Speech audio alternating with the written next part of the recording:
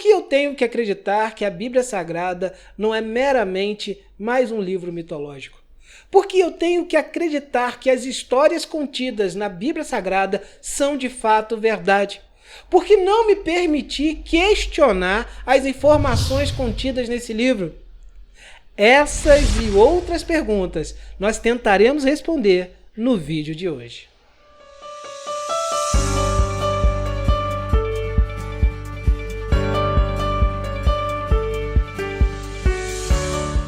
Shalom! Você está no canal Semeador da Boa Nova. Eu sou o irmão Felipe, seja muito bem-vindo e fique à vontade.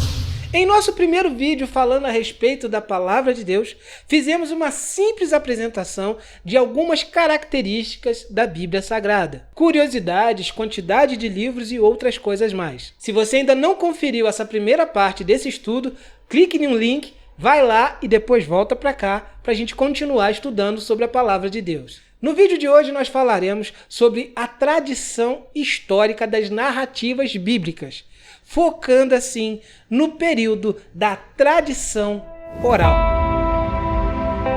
Não podemos limitar o Senhor Deus, assim como não podemos afirmar que tudo que é Deus está revelado na Bíblia.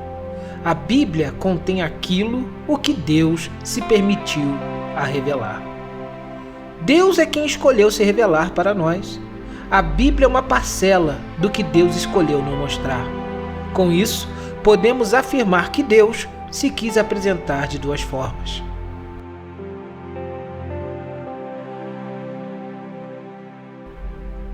Revelação geral.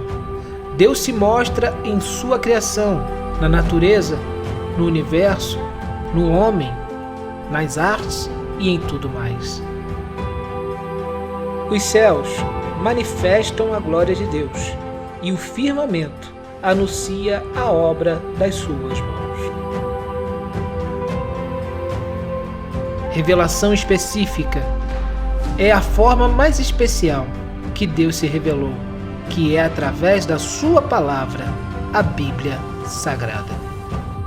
Com essas informações, eu não respondi as perguntas iniciais e ainda coloquei mais indagações na sua cabeça, não é verdade? Como? Se a escrita surgiu de forma ainda muito arcaica no período do patriarca Abraão, como ela foi escrita anos depois por Moisés? Mas vamos explicar isso também. Pronunciamentos detectores de autoridade. Por que será que o processo oral não tinha erros? Exemplos: os acordos, os contratos, os juramentos, firmamento de honra. Em uma época sem registros escritos, o que mais contava era a integridade da pessoa, sua honestidade, confiabilidade e comprometimento com a sua palavra. Um homem sem palavra não tinha credibilidade necessária para firmar acordos nessa época. Um homem sem palavra não tinha crédito algum. Vou abrir um parênteses aqui para contar uma história que vai ser muito importante para a gente entender a importância da tradição oral. É a história de um profeta, exatamente, um profeta, mas não um profeta judeu, um profeta grego, também conhecido como vidente ou oráculo. O nome desse profeta era boato.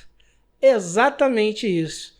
Uma palavra que hoje a gente associa à inverdade, à mentira, fofoca, fake news, era o nome de um oráculo grego. E como esse nome se transformou naquilo que nós conhecemos hoje? Porque as profecias do boato eram profecias que não se realizavam. Eram visões que não tinham a sua conclusão definida. As pessoas procuravam ele no início da sua carreira, entregavam a ele suas ofertas e seus sacrifícios, e ele tinha visões, e essas visões não se concretizavam. Então, quando alguém chegava e falava, recebi uma informação do futuro, o oráculo falou que vai acontecer isso e isso. Qual oráculo que disse? O oráculo boato. Ninguém acreditava. Porque a sua fama de mentiroso se tornou tão grande que seu nome se tornou sinônimo de mentira. Observando então como a palavra, a autoridade e principalmente a confiabilidade, como ela era observada nesse período antes da invenção da escrita, nós podemos afirmar que os povos antigos honravam muito e temiam muito que a sua tradição se perdesse. E como essa tradição se perderia?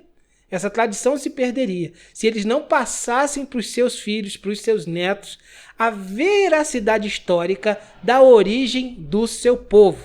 Perder a credibilidade nesse período era se lançar de braços abertos em uma vida de instabilidade. Como viver nessa época sem zelar pelo histórico familiar, sem zelar pelo histórico dos seus antepassados, sem velar pela tua fé, sem velar por aquilo que você acredita e sem velar principalmente pela sua palavra. A honra do indivíduo era ter o reconhecimento das pessoas à sua volta, que aquilo que ele falava de fato era verdade. Em um período em que você zelava por todas essas características, que você zelava pela tua família, pela tua honra, pela sua dignidade, que você queria ser reconhecido por todos os povos em sua volta, que você faria fama através do seu posicionamento. Você acha que esse povo iria levar com desrespeito a questão da religião? A relação do homem com o sobrenatural não é de hoje que ela coloca em nosso coração esse sentimento de querer saber mais, de querer se aprofundar mais. Imagina isso nesse período antigo, onde as pessoas, quando tinham experiências, queriam passar para seus filhos esse legado. Foi o que aconteceu com Abraão, Isaac, Jacó. Passavam adiante as suas experiências especiais com o divino e gostariam e lutavam e zelavam para que essas experiências fossem preservadas dentro do seu contexto populacional, dentro do seu contexto familiar, dentro do seu povo. Por esses e outros motivos, nós acreditamos que a tradição oral, a tradição das palavras detectoras de autoridade, que passavam de pai para filho, que passavam de geração a geração, de Adão até o libertador Moisés, era fidedigna, era verdadeira. A tradição desse povo não poderia morrer. E eles não deixariam que a sua cultura, a sua tradição se perdessem. Nem mesmo os 430 anos no Egito fez com que o povo perdessem a sua relação com o divino. Mesmo que eles ficassem enfraquecidos em alguns momentos, completamente a sua relação nunca foi esquecida. Então podemos afirmar, meus queridos, que esse período de tradição oral, esse período que as pessoas passavam as histórias de pai para filho, não contém mentiras, não contém erros. Até porque, se houvesse esses erros e esses equívocos, passagens complicadas e polêmicas da Bíblia seriam retiradas. E agora que eu já passei essa fala histórica a respeito da Bíblia, agora eu vou colocar uma pitada do espiritual. Nós cristãos acreditamos na pessoa do Espírito Santo de Deus. Nós acreditamos que existe um Espírito que estava ali, dominando todas as situações. E como era meta do Espírito Santo, um planejamento divino, que hoje tivéssemos uma Bíblia para a gente basear a nossa fé, como regra de autoridade de fé para o povo cristão protestante, ele estava ali, observando todo esse processo, analisando todo esse caminho e levantando homens sinceros para que a sua palavra, de forma inerrante, fossem passadas de geração em geração até chegar na mão do nosso grande herói do Antigo Testamento, do libertador do Egito, o homem chamado Moisés. O Espírito de Deus não falha. Ainda que o homem seja falho, mas ele não falha. E ele ali está garantindo, como garante até hoje, que a palavra de Deus seja passada para frente de forma coerente, correta, fidedigna, de forma verdadeira.